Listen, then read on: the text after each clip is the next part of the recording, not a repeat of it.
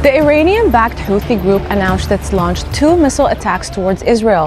ሁቲ አዲሱ የእስራኤልና የአሜሪካ ራስ ምታት ቢሊዮኖች የወጣባቸው የእስራኤል የአየር መከላከያዎች እንዴት የሁቲን ሚሳኤል መከላከል አቃታቸው? የተተኮሱት አደገኛ ሚሳኤሎች የትኞቹ ናቸው?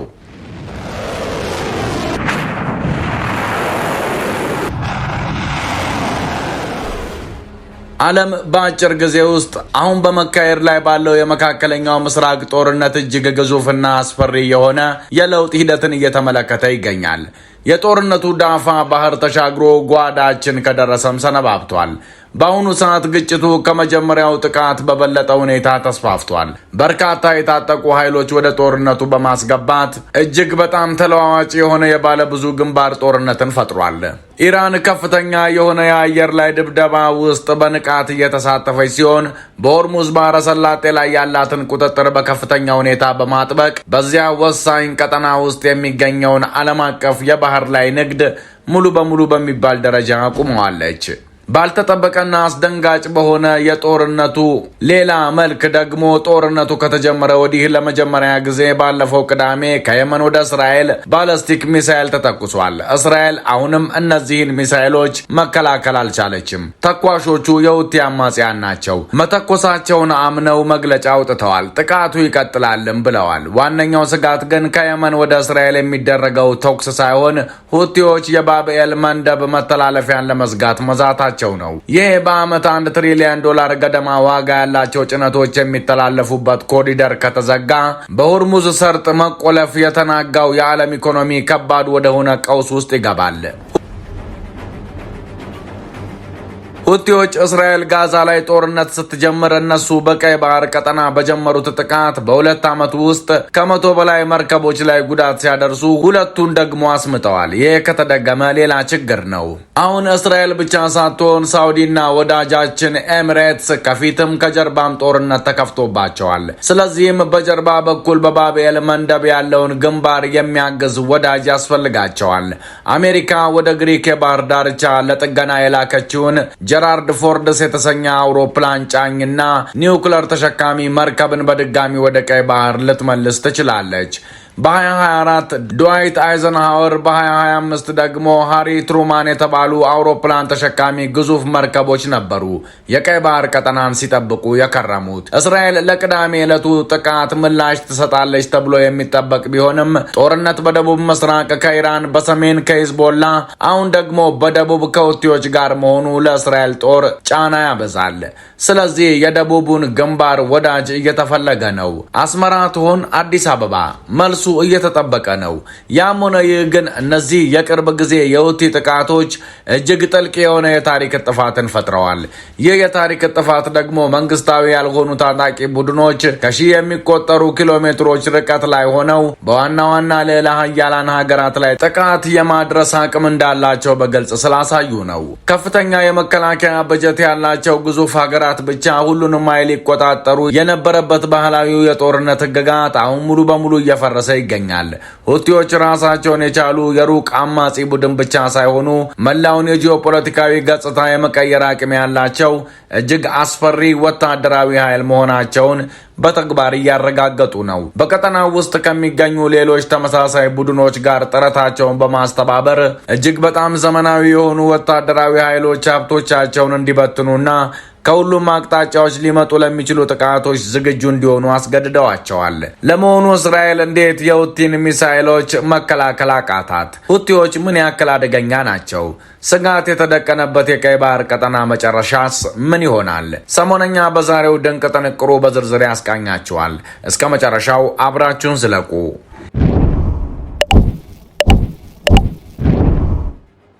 የእስራኤል ሌላ ራስ ምታት የሆነው የተገለጡት ሁቲዎች በእርግጥ ምን ያህል ጠንካራ ናቸው?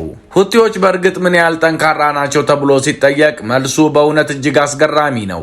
ለረጅም ጊዜ ዓለም እነሱን በየመን የእርስ በእርስ ጦርነት ውስጥ እንደሚዋጋ አንድ ተራ የአካባቢ አማጺ ወይም ታጣቂ ቡድን አድርጎ ይመለከታቸው ነበር።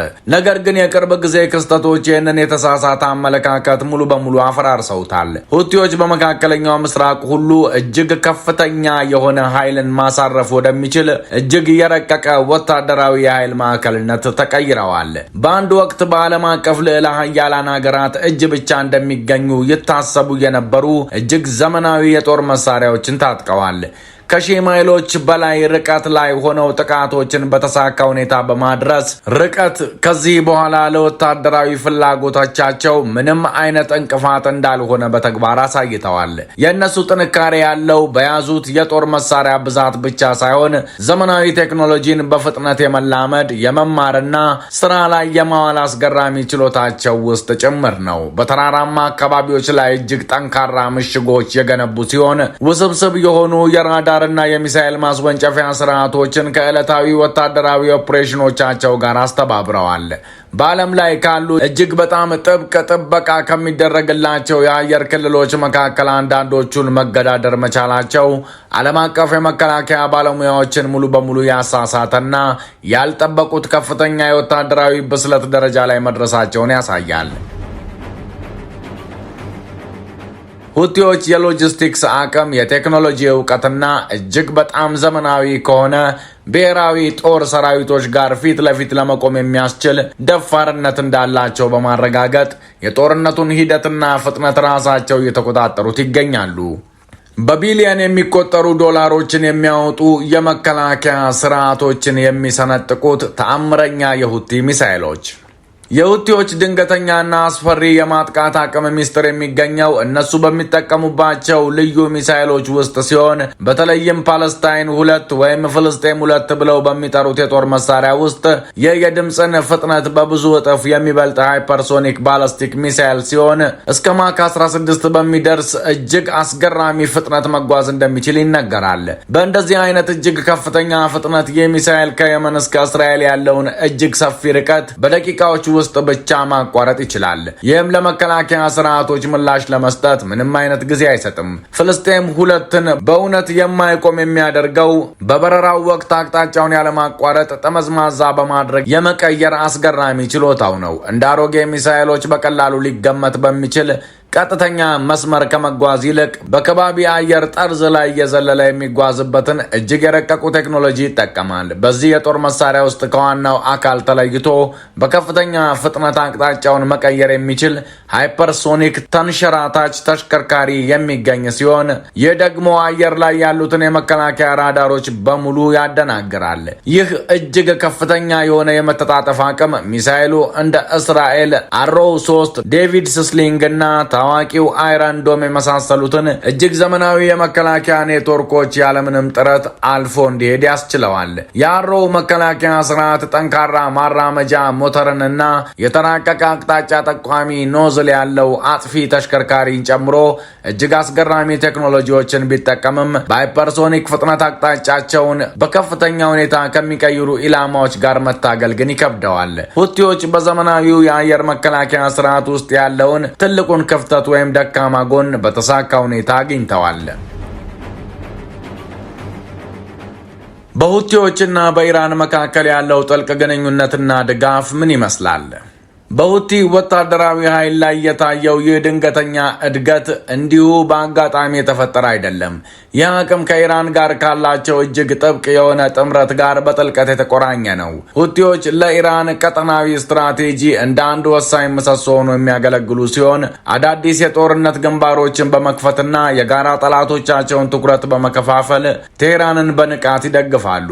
በምላሹም ሁቲዎች ከኢራን እጅግ ከፍተኛ የሆነ የቴክኖሎጂ ድጋፍ ያገኛሉ። ሁቲዎች አሁን እያስወነጨፉ ያሉት ሚሳኤሎች በእውነቱ እጅግ የረቀቁ የኢራን ምህንድስና ውጤት በሆኑ ስርዓቶች ላይ የተመሰረቱ ናቸው። ለምሳሌ ያህል የብዙዎቹ የእነዚህ የጦር መሳሪያዎች መሰረት ግዙፍ የጦር አረሮችን መሸከም ወደሚችሉትና አውዳሚ ኃይልን ወደሚያሳርፉት የኢራን ሻሃብ 3 ባላስቲክ ሚሳኤሎች ይመለሳል። ሁቲዎች ብዛት ያላቸውን ባላስቲክ ሚሳኤሎችና ድሮኖችን የማስወንጨፍ የኢራንን ስትራቴጂ በትክክል በመቅዳት ሀገራት በመላው ቀጠናው ያለውን የስጋት ደረጃ በከፍተኛ ሁኔታ እያባዙት ይገኛሉ። ኢራን የንድፍ እቅዶቹን የምህንድስና እውቀቱን እና የስትራቴጂያዊ መመሪያውን ስትሰጥ፣ ሁቲዎች በበኩላቸው ቆራጥ የሆነውን የሰው ኃይላቸውንና በአረቢያ ገደል ደቡባዊ ጫፍ ላይ መገኘታቸው የሚሰጣቸውን የጂኦግራፊያዊ ጠቀሜታ ያቀርባሉ። ይህ አጋርነት ኢራን ጠላቶቿን በተዘዋዋሪ መንገድ እንድትመታ የሚያስችላት ሲሆን፣ ሁቲዎች ደግሞ የራሳቸውን ደረጃ ከፍ በማድረግ ሁለቱንም ኃይሎች ለየብቻቸው ከሚሆኑት በላይ ብዙ እጥፍ አደገኛ የሚያደርጋቸውን የጋራ ተጠቃሚነት ግንኙነት ፈጥረዋል። ሁቲዎች ቀይ ባህርን ልክ እንደ ሆርሙዝ ባህረ ሰላጤ እያደረጉት ያሉት እንዴት ነው? በዚህ አጠቃላይ ግጭት ውስጥ ምናልባትም እጅግ አስደንጋጩ እድገት ሁቲዎች ዓለም አቀፉን የኢኮኖሚ እንቅስቃሴ ለማነቅ የጂኦግራፊያዊ አቀማመጣቸውን እንደ ጦር መሳሪያ እየተጠቀሙበት ያለው መንገድ ነው።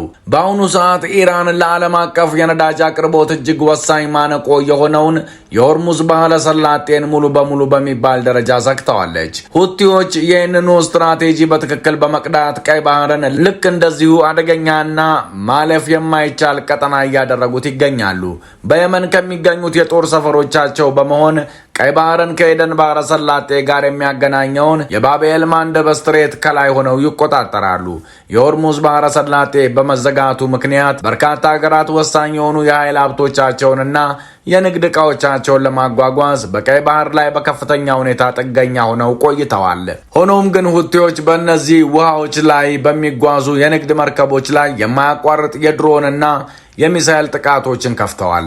ይህንን በማድረጋቸውም ግዙፍ የሆኑ የባህር ላይ ትራንስፖርት ኩባንያዎች የቀይ ባህርን መስመር ሙሉ በሙሉ እንዲተዉ በማስገደድ በዓለም አቀፍ የአቅርቦት ሰንሰለት ውስጥ ከፍተኛ የሆነ ድንጋጤን ፈጥረዋል። በተግባር ሲታይ የዓለምን የኃይል አቅርቦት ፍሰት ከአረቢያ ገደል በሁለቱም አቅጣጫዎች እያነቁት ይገኛሉ።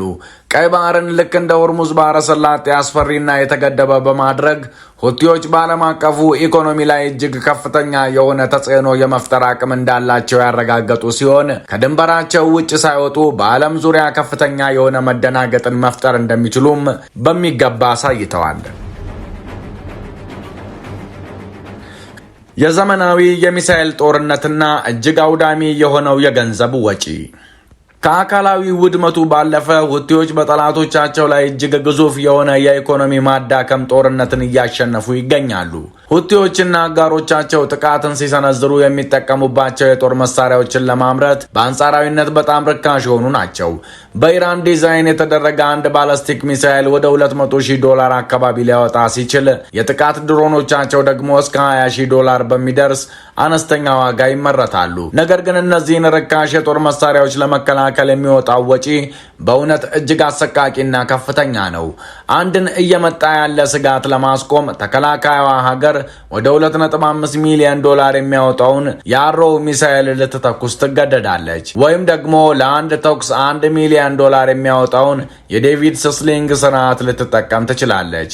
በአንድ ቀን የከባድ ግጭት ውሎ ውስጥ አጥቂዎቹ ኃይሎች እጅግ ግዙፍ የሆነ የሚሳኤል መንጋ ለማስወንጨፍ $200 ሚሊዮን ሊያወጡ ሲችሉ፣ ተከላካይ ኃይሎቹ ግን እነዚያኑ ጥቃቶች ለማክሸፍ ብቻ $1 ቢሊዮን የሚያህል እጅግ ግዙፍ ገንዘብ ለማቃጠል ይገደዳሉ። ሁቲዎች ይህንን ጦርነት ለማሸነፍ የግድ አንድን ወታደራዊ የጦር ሰፈር ማውደም እንደሌለባቸው በሚገባ ያውቃሉ።